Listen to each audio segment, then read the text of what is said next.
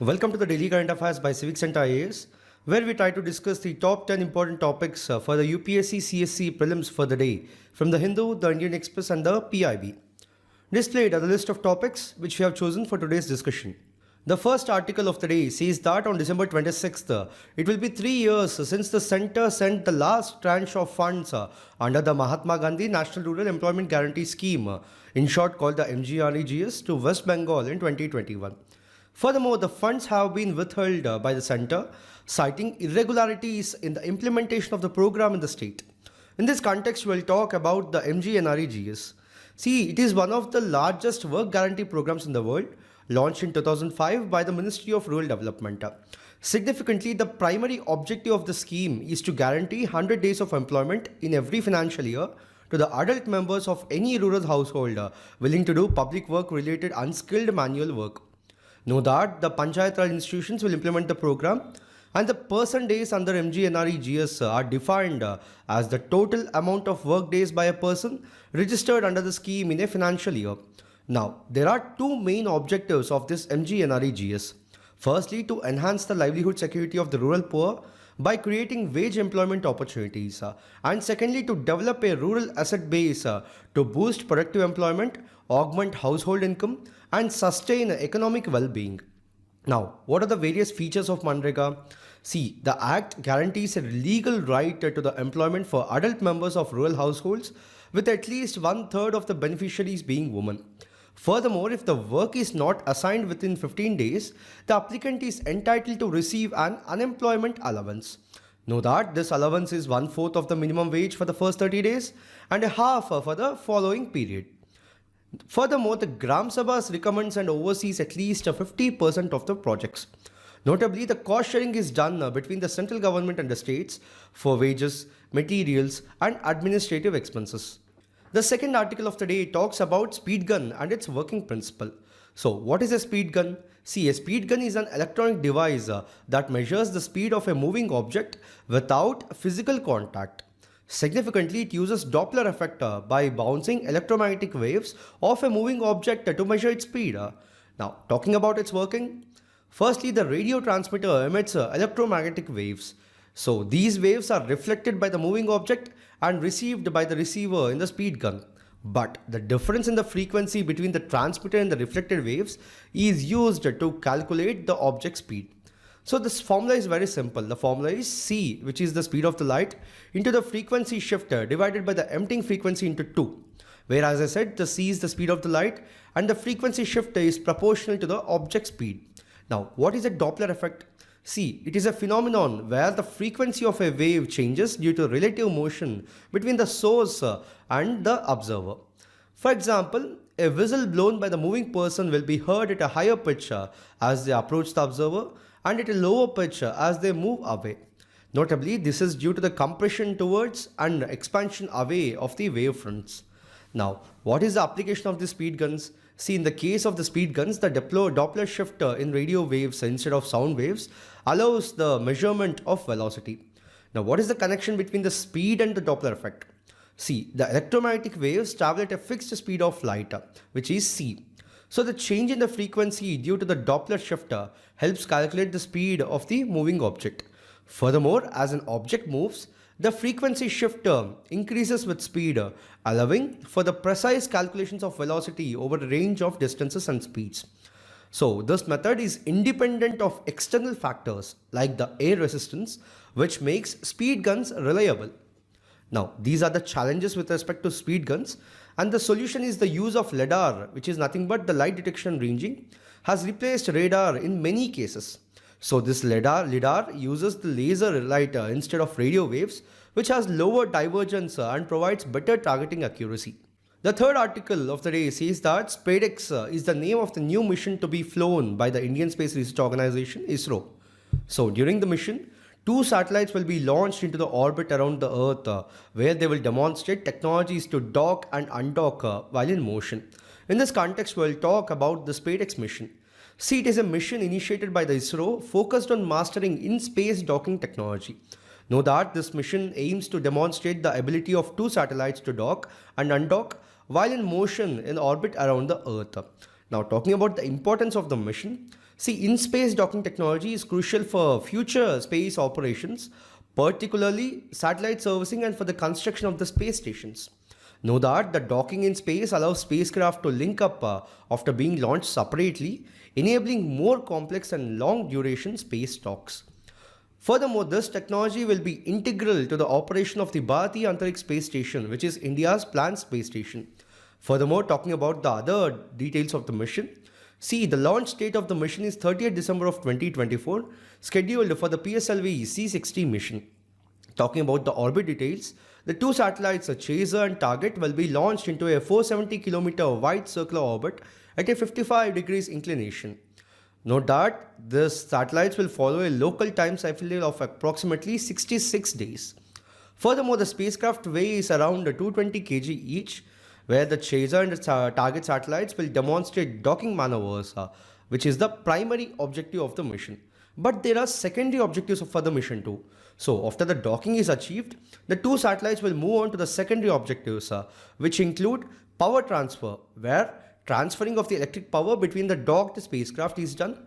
This is essential for the future technologies like in-space robotics, spacecraft control, and payload operations after undocking.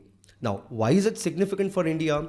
See, if this mission is successful, India will become the fourth country globally to have the capability for in-space docking. The next article says that farmers are the backbone of India, playing a critical role in feeding the nation, sustaining rural economies, and driving national progress. So the National Farmers Day, which is observed on December 23rd, commemorates the birth anniversary of Sri Chaudhary Charan Singh, who is India's fifth Prime Minister, renowned for championing farmers' welfare. In this context, we will talk about the relevant aspects. See, agriculture employs nearly 50% of the India's population, contributing 17.7% to the gross value added in the financial year 2023-24. So, with 54.8% of India's land being agriculture and a cropping intensity of 155.4%, farmers are vital to rural development and food security. Furthermore, record food grain production of 332.2 million tons in 2023-24 underscores their resilience and innovation. Now, some of the key schemes supporting the farmers launched by the Government of India to foster farmers' welfare and ensure sustainable agriculture growth are firstly Pradhan Mantri Kisan Samman Nidhi or the PM Kisan, which provides direct financial assistance to farmers. Secondly, Pradhan Mantri Fasal Bima Yojana, which offers crop insurance to mitigate risks. Thirdly, Pradhan Mantri Kisan Man Dhan Yojana, which ensures long-term social security through pensions. Then we have the Kisan Credit Scheme or the Kisan Credit Card, which facilitates affordable credit for the farming needs. Then we have the Agriculture Infrastructure Fund, which develops the agriculture infrastructure. And lastly, the Modified Interest Intervention Subvention Scheme, which provides concessional loans. Some of the other notable initiatives are Namo Drone Didi, which empowers the women self-help groups with drones for agriculture services. Then the Soil Health Card Scheme, which improves soil health through efficient fertilizer use. Thirdly, formation of 10,000 FPOs, which encourages collective farming and market access. Then we have Kisan Kavach, which is about anti-pesticide bodysuit protecting the farmers from chemical exposure. Then we have the Clean Plant Program, Digital Agriculture Mission, Credit Guarantee Scheme for the ENWR financing, NMEO oil seeds, and lastly, National Mission on Natural Farming, which advocates chemical-free farming. The next article says that the 55th GST Council met under the chairmanship of the Union Minister for Finance and Corporate Affairs, Srimati Nirmala Sitharaman, in Jaisalmer, Rajasthan. In this context, we will talk about the GST Council and we'll look at the summary of the GST Council recommendations. See, the GST Council is a constitutional body responsible for making recommendations on issues related to the implementation of the goods and services tax in India. Know that it was set up to simplify the existing tax structure in India, where the both center and the states levied multiple taxes, making it more uniform across the country. So the constitutional provisions related to it say that the 101st Amendment Act of 2016 paved the way for the introduction of GST. So the Amendment Act inserted a new article, which is the Article 279A in the Constitution, which empowers the President to constitute a GST Council or by an order. Now, what about the members? See, the members of the Council include the Union Finance Minister as the chairperson, the Union Minister of State for Finance from the center. Furthermore, each state can nominate a minister in charge of the finance or taxation or any other minister as a member. Now, talking about the GST Council recommendations, firstly, with respect to changes in the GST rates in the goods, the fortified rice kernel, the GST was reduced to 5%. Then for the gene therapy, gene therapy was exempted from the GST at all. Then the LRSAM system imports says the IGST exemption extended to systems and components. Then with respect to merchant exporters, the compensation sesh has been reduced to 0.1%. Then the IAEA inspection reports, IGST exception for the specified equipment has been given. And lastly, with respect to food preparations for the free distribution, 5% GST on food inputs has been extended. Then with respect to the services, the sponsorship services were brought under the forward charge mechanism. Then with respect to the motor vehicle accident fund contributions, it was exempted from the GST. Then with respect to the hotel restaurant services, GST rate linked to actual supply value effective from 1st April of 2025. Furthermore, with respect to the commercial property renting, reverse charge mechanism exclusions have been clarified.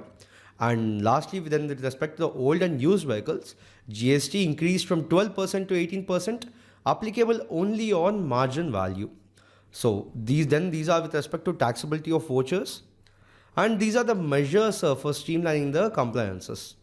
The next article says that the Minister for Environment, Forest and Climate Change, Shri Bhupender Yadav, released the India State of Forest Report 2023 at the Forest Research Institute of Dehradun. Know that the publisher for this Forest Survey of India the publisher for this report is the Forest Survey of India, and it is biennial since the 1987.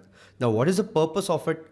See, the main purpose of this report is the assessment of India's forest and tree resources using satellite data and national forest inventory. Know that the current edition is 18th in the series, and furthermore, the coverage is forest cover, tree cover, mangroves, growing stock, carbon stock, forest fire instances, agroforestry, bamboo area, and carbon sequestration. Now, what are the key findings with respect to the report? See, the total forest, firstly with respect to total forest and tree cover, the total cover is 8,27,357 square kilometers, which is 25.17% of India's geographical area. Furthermore, the total forest cover is 7,15,343 square kilometers, which is 21.76% of the total geographical area. Know that the tree cover is 1,12,014 square kilometers, which is 3.41%. Furthermore, the increase is 1,445 square kilometers from 2021, where the forest increased at 156 square kilometers and tree cover increased from 1,289 square kilometers. Now, furthermore, the top states by increase in the forest tree cover are Chhattisgarh, Uttar Pradesh, Odisha, and Rajasthan, whose increase have been given beside them. You can have a look. Then the top states with respect to the increase in the forest cover are Mizoram, which is 242 square kilometer. Secondly, Gujarat, which is 180 square kilometer. And lastly, Odisha, which is 152 square kilometers. Furthermore, the top states by the largest forest and tree cover are Madhya Pradesh, which is 85,724 square kilometer. Then we have Arunachal Pradesh, which is 67,083 square kilometer. And lastly, Maharashtra, which is 65,383 square kilometers. Furthermore, the top states by largest forest cover are Madhya Pradesh, Arunachal Pradesh, and Chhattisgarh, whose forest cover has been given here. Then the highest forest cover with respect to percentage of geographical area is Lakshadweep, which is 91.33%, Mizoram, which is 85.34%, then Andaman and Nicobar Islands, which is 81.62%, and furthermore 19 states or UTs have more than 33% forest cover and 8 states or UTs exceed 75%. Significantly, the mangrove cover is of a total of 4,992 square kilometers. Then the bamboo area is totaling 1,54,670 square kilometers with an increase of 5,227 square kilometers since 2021. Furthermore, the timber production annual potential is 91.51 million cubic meters from trees outside the forest. Then with respect to the carbon stock, the total is about 7,285.5 million tons, with an increase of 81.5 million tons since 2021.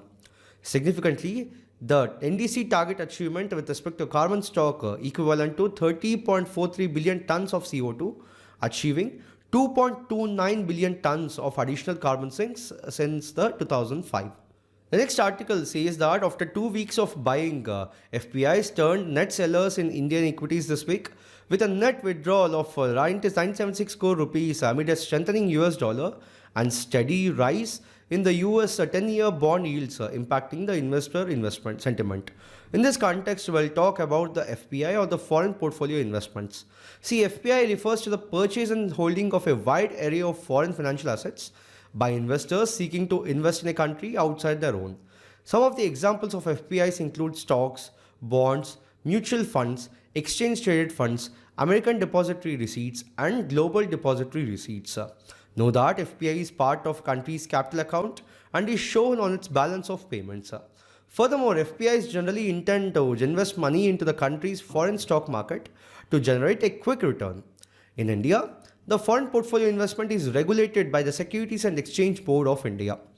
Furthermore, FPI in India refers to investment groups or the FIIs, which are nothing but the foreign institutional investors, and the qualified foreign investors, QFIs. Now, what drives the flow of FPI into a country? See, the factors such as economic stability, growth prospects, favorable regulatory environments, and attractive returns draw FPI into a country. But what are the risks associated with FPI? See, risks include currency fluctuations, political instability, different regulatory environments, and economic volatility in the foreign market. Know that FPI is often referred to as hot money because of its tendency to flee at the first signs of trouble in an economy. Know that FPI is more liquid, volatile, and therefore riskier than the FDI. The last article of the day talks about the recent Indian rupee depreciation against the US dollar. In this context, we'll talk about the key aspects. Firstly, looking at the current exchange rate trend, see the Indian rupee breached the 85 rupee per US dollar mark compared to 83 in April and 61 a decade ago in 2014. Know that the rupee has been consistently weakening against the dollar over time, reflecting a decline in its relative value. So what is the exchange rate? See, the exchange rate is the value of the currency relative to another, determining how much the domestic currency is required to buy a foreign currency. Know that the currencies are traded in a currency market similar to commodities, where their values fluctuate based on the demand and supply dynamics. Now, what are the factors determining the exchange rate? Firstly, with respect to demand and supply, if the Indians demand more US dollars than Americans demand the Indian rupees, the exchange rate tilts in favor of the dollar. So, the repeated higher demand for dollars strengthens the dollar while weakening the rupee. Then secondly, with respect to the economic activities, the domestic transactions use Indian rupees for the goods and services, whereas the international transactions require converting rupees into foreign currency, affecting the demand of the currency. Now, what are the implications of a weakening rupee? See, the weakened implications are firstly, costlier imports for the items like crude oil, foreign vacations or imported goods become more expensive in rupee terms. Secondly, higher costs for imports can increase the inflation domestically. And lastly, a weaker rupee can make Indian exports cheaper and more competitive globally. Furthermore, these are the factors determining the demand for the rupee versus dollar, and these are the factors affecting these demands. So in this video, we have discussed 8 articles in total for today. We'll be back again with another video tomorrow. Thank you.